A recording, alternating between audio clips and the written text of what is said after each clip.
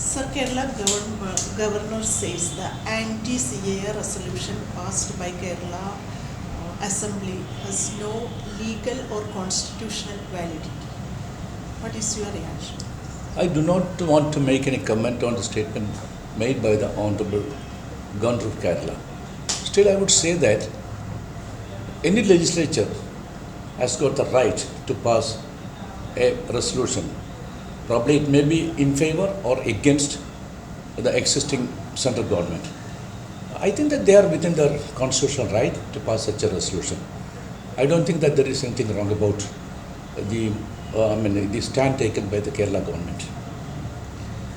Sir, today this Loka Kerala Sabha is going on and the opposition is boycotting this one. Now today Kerala CM has tweeted Rahul Gandhi's, Wayanad MP Rahul Gandhi's letter congratulating Loka Kerala Sabha.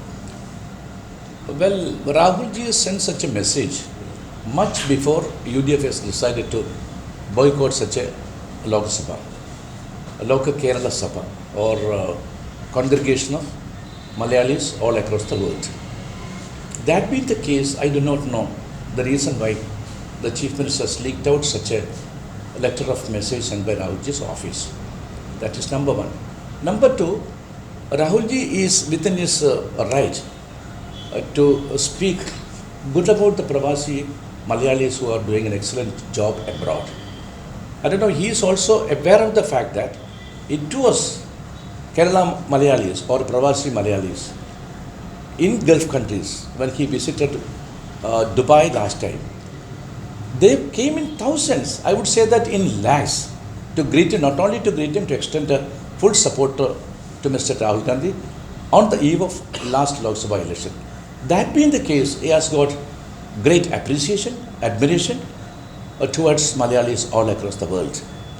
That being the case, that may be one of the reasons why he sent such a letter of message to the Kerala government. You don't read anything between the lines. I don't think that we can read anything into it. So why did the opposition take that stand to boycott the Kerala? You know my stand, earlier also. When such a decision has been taken by the Kerala government, we all say that we cannot oppose it because that is a congregation of Malayalis from all over the world. And such a congregation is a welcome step on the part of anybody else who takes initiative to hold such a conference. But my difference is totally different from what others take. I would say that the Kerala Assembly has been converted into a conference hall for this Malayali Pravasis. That cannot be done because Parliament and Assembly has got its sanctity. It's a place where legislative business is going on, and that cannot be converted into a conference hall for any group or any such sections as it is. So that is my difference, number one. Number two, my question is this: what is the balance sheet of that three conferences? Nothing. Nothing has emerged out of it.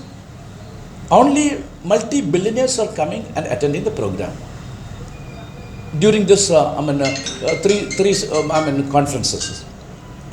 Above all, you must also understand that there are hundreds of thousands of Malayali Pravasis who are in the labor camps, struggling. They are suffering the worst experience in their life. That being the case, what is the stand taken by the Chief Minister to intervene in the matter? He did not do anything. He keeps going on several times to Gulf countries. Whenever he goes over there, he meets only multi-billionaires. He never look at the Christian or the poor Malayalis who are struggling in the labor camps. That's my difference. He always tried to promote and pamper rich Malayalis, wherever it is, be it in Gulf country or in Canada, America, wherever he goes. He will be patronized by them, and he is taking all sorts of, I do not know, support from them. That support, I would say that it is not for the welfare of the state. That be That being the case, what happened to Mr. Sargent, who was an investor, who is a Pravasi, who tried to invest money over here, and in the process the government opposed his stand, and the local body, which was run by the CPM, they did not give any support. And in his grief and in his agony, ultimately what happened to that gentleman? He committed suicide. That is precisely what has happened in Punarur. One Mr. Sugudan is also a Pravasi Malayali. He came over here and invested money. And the support of the government was not only negative, it was, I do not know, contrary to the promises that was given to him by the Kerala government. That being the case, these are the grounds on which I differ. You remember the first conference when it was held in Trivandrum? Elected MPs, that too important MPs who play a vital role in the parliamentary proceedings, like Mr. Ramachandran, like Mr. Shashi Tharoor, and quite a good number of others. They are playing a pivotal role in the parliamentary business over there. Those people were allowed to sit in the last bench, whereas the so-called multi-billionaires sitting in the front row. That being the case, there is no rhyme or reason why Chief Minister should give them undue importance. I don't understand. Just to collect money from them.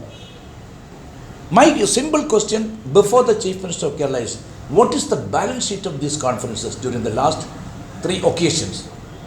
He must spell it out. He must make it abundantly clear. This is my stand. Okay? Thank you, sir. Thank you.